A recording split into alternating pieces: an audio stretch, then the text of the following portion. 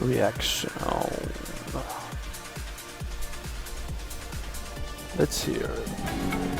When it comes to WoW patches, we've learned to expect the unexpected, and after a drought of major PvP changes for months, we are about to see something massive. Patch 9.1 is a few months away, and we got some groundbreaking changes already on the PTR, and we want you to be ready for the upcoming meta. Could we see Mistweaver monks roll their way up to the top of the healer tier list? Are Destro warlocks about to be WoW's most broken spec yet again? Let's take a quick look at the most important changes coming into the early build of 9.1. Before we do, we have a quick question for all of you. Are there any major class changes that you would like to see in 9.1? Maybe you have a checklist of classes that you want to see buffed or nerfed, and we want to know what they are. So let us know in the comments below what your ideal patch would look like.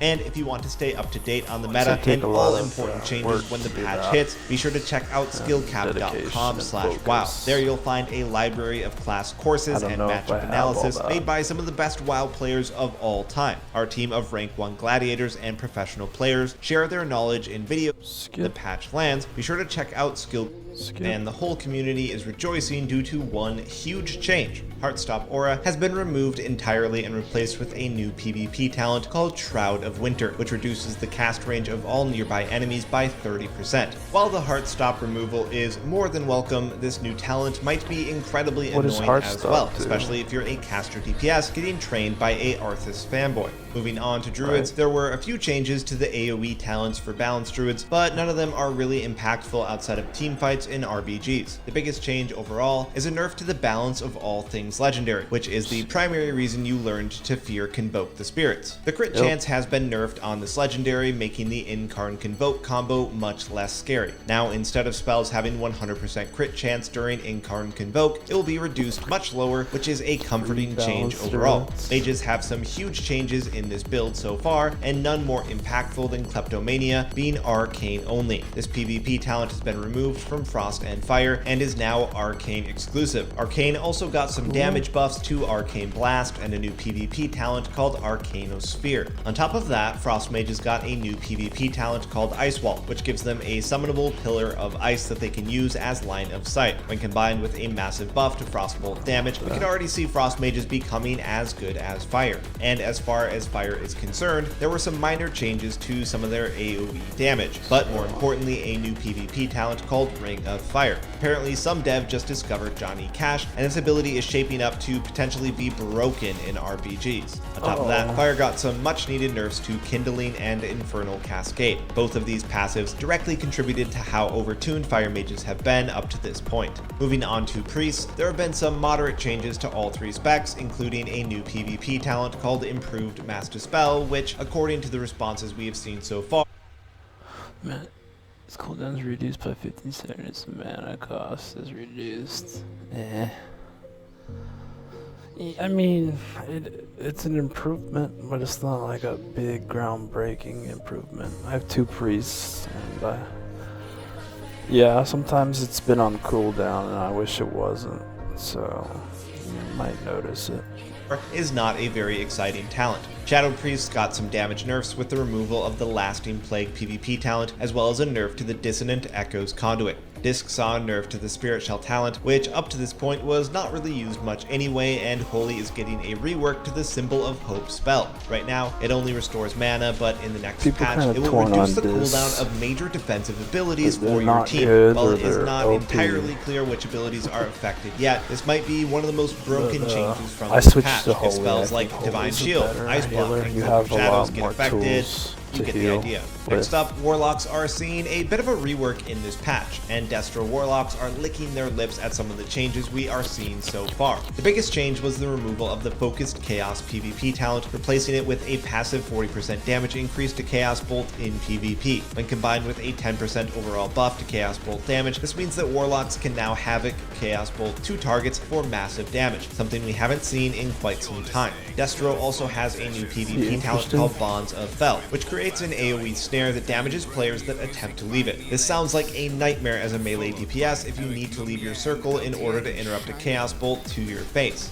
As for Affliction, there was a removal of the underutilized Soul Shatter PvP talent, as well as some changes to Shadow Embrace, Malefic Rupture, and Agony. By far the biggest change though is the nerf to the Sacrilash's Dark Strike legendary. This is the infamous Corruption Slow legendary you are probably familiar with by now. With the patch, it will no longer reduce movement speed to 50%, but instead increase curse duration. Get ready to say goodbye to one of the most annoying legendaries in the game. Demo is seeing some minor changes as well, most notably the addition of a PvP talent called Fell Obelisk, which increases your minion's attack speed and reduces your cast time by 20% while active. This comes with a change to the Call Fell Lord PvP talent, which could end up with Demo becoming a high tier spec in PvP. Warlocks as a whole are also getting a new PvP talent called Shadow Rift, which essentially allows them to grip enemy players to their port. So get ready for another obnoxious knock grip mechanic in RPGs. And moving on, by far no other spec is happier with the patch than Mistweaver Monks, who are seeing some massive buffs to existing PvP talents, as well as some new talents entirely. Counteract Magic, Refreshing Breeze, and Eminence are all being redesigned. The changes to Eminence are looking pretty nutty, as monks will now be able to port while stunned. Yes, you heard that right, Mistweaver Monks will be able to port while stunned. Their new PvP talents look fairly promising too, with Peace Weaver reducing the cooldown of Revival and making the monk immune to negative effects 2 seconds after its cast, functioning almost like a miniature Greater Fade. Dematerialize is a new PvP talent that pays homage to Mystic Pandaria. Monks who pick this talent will be significantly harder to kill in stun setups, especially if they can port while stunned. Finally, Thunderous Tea gives you some additional options, either allowing your Cracking Jade Lightning to instantly knock players back, or Essence Font to increase your movement speed by 70% and grant you a temporary freedom. Despite their best attempts at going for re-stealths this entire patch, sub-rogues have been caught out of stealth yet again with some more nerfs. The Mark of the Master Assassin legendary has its duration reduced by 40%, reducing the amount of time in which they get guaranteed crits on you after coming out of stealth. On top of that, the Cloaked in Shadows Conduit, which previously allowed rogues to stay in stealth even with dots up, now only has a 4-second duration, meaning they won't be able to run away and reset indefinitely. As for Assassination rogues, their Neurotoxin PvP talent has been removed and replaced with a new PvP talent called Hemotoxin. This makes Shiv reduce healing received on the target for 40%, essentially giving rogues their own sharpened blade. The last major changes were to Resto Shamans, who have a new PvP talent called Living Tide, which will be a buff to their AoE healing overall. After some preliminary testing, it seems like this talent will make Healing Tide tick for over 3,000 at its peak. Moving on to Covenants, we have the worst news possible for everyone. There are now 40 more new levels of Renown to grind, so get ready to replenish that anima every Tuesday and AFK right-clicking souls in the maw for weeks to come. This is not without reason, however, as all soulbinds now have 4 more rows, including 3 more conduit slots, 2 new traits to choose from, and 1 new end trait for each soulbind. Using Nagia the Mistblade as an example, you now have 2 new traits to choose from and a new end trait called Fatal Flaw, which gives 20% versatility after Euphoria ends and will make BM Hunter damage even stronger. Fantastic. There have also been nerfs to some of the more obnoxious conduit abilities, including the infamous Soul Steel Clamps, the annoying Sparkling Drift Globe Core, the rage-inducing Sulfuric Mission, and the forgettable Familiar Predicaments. Moving on, there are also some new Covenant-specific legendaries in the game, meaning that you might have to take a trip back to the rune cover yet again. We haven't seen the full list of new legendaries, but the warrior one called Sinful Surge looks quite promising, as if Benthir Warriors needed another broken legendary to choose from. The complete list of new legendaries hasn't been released yet, but when the patch comes out, we'll let you know exactly which legendaries are worth crafting, but start farming some soul ash for now. And now the fun part where we predict what the game would be like if this patch hit live servers tomorrow. For one, we would definitely see a rise of Mistweaver Monks. By far, one of the biggest things holding them back is how weak they are in stuns. So the additional damage reduction and ability to port while stunned is a welcomed but potentially overpowered change. Whether or not these buffs are enough to launch them into the upper tiers remains to be seen, especially considering how every healer besides Monk is relatively strong right now. On top of that, Destro could be on the cusp of becoming one of the most dominant specs in PvP yet again. With buffs to Frost Mage, it's incredibly likely that Mage Lock will come to dominate the ladder early on in Season 2. The changes to Sub-Rogue might be a bit painful to anyone playing that class, but overall it might be a positive change for the class as a whole. If there could be some additional tuning to make rogues a bit passively tankier, we could see the end of the re-stealth playstyle entirely.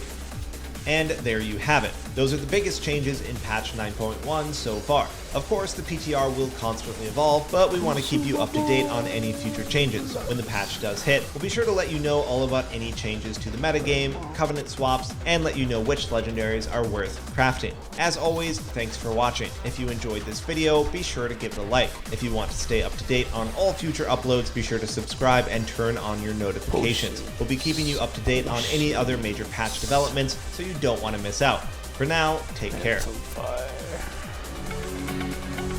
Welcome to the Skill Cap channel. If you're subscribed, chances are you're pretty smart. This is the Smart People channel, where we make big brain plays and know all the secrets in World of Warcraft that nobody else does. And no, we're not talking about boomer knowledge. 1, 2, 3, 4, 5. We're done. Thanks for watching. See you next time.